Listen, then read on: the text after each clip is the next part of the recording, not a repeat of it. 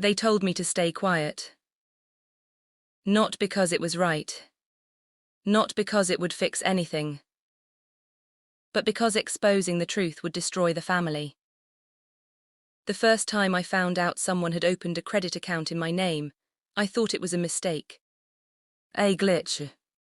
A system error. But then came the second alert. Then the third. Thousands gone. Loans I never took. Purchases I never made. And when I finally traced it back, it led to someone I never expected. Someone who shared my home, my childhood, my last name, my sister.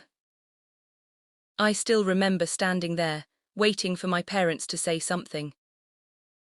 Anything. Shock, anger, support. But instead, they chose her. Don't make this a big deal. She's your sister. Stay quiet. Stay quiet. That's when I realized something terrifying. They weren't trying to fix it. They were trying to hide it. And they expected me to stay silent. Like I always had. But this time, I didn't. And what happened next destroyed everything they were trying to protect. My name is Aisha, and I was always the good daughter. The one who followed rules. The one who stayed quiet. The one who never caused problems. And maybe that's why no one noticed. When I slowly started losing everything.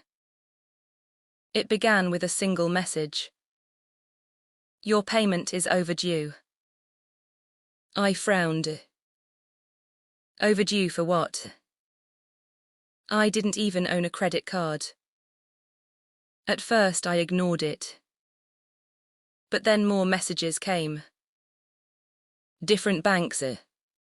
Different accounts. Different transactions.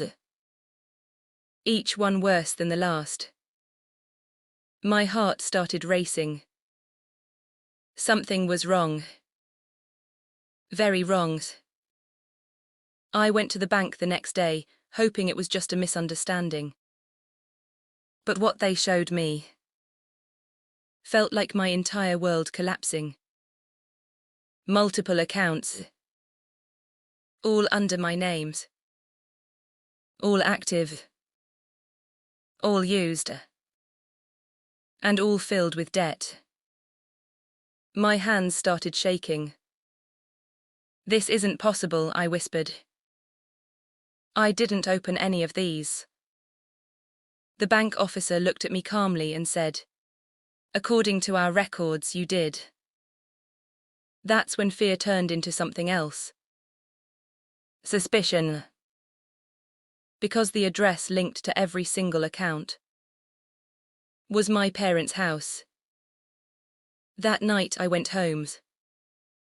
I didn't shout. I didn't cry. I just placed the papers on the table and asked, who did this? Silence filled the room. And then, my sister smiled. A small, careless smile. It's not that serious, she said. Not that serious. I turned to my parents. Waiting. Hoping. But instead of defending me, they defended her. She didn't mean harm. Don't overreact.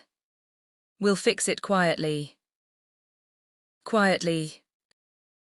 They wanted to fix identity theft quietly. That's when it hit me. They already knew. They had known all along. And they were protecting her. Not me. I felt something break inside me. All those years of staying quiet. of being understanding, of letting things go. And this was the result. I went to my room that night and locked the door. For the first time in my life, I chose not to forgive. I started gathering everything.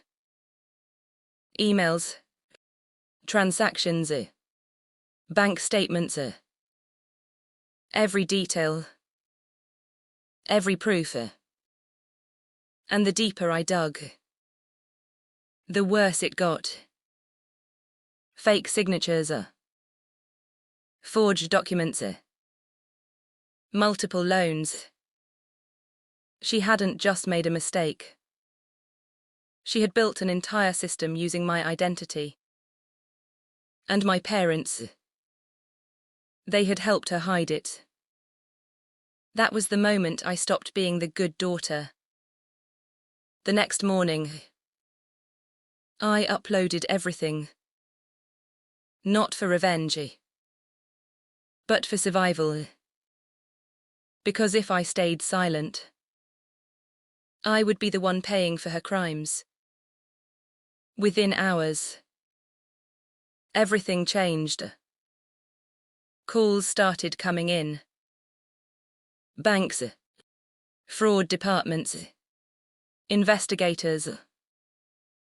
And then, the next morning, her condo was raided. The truth was no longer hidden. It was exposed.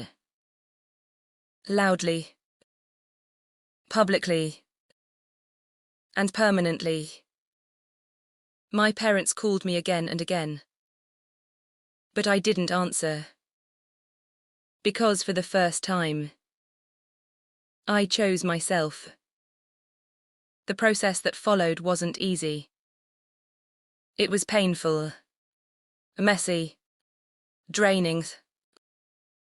But slowly, things started to change.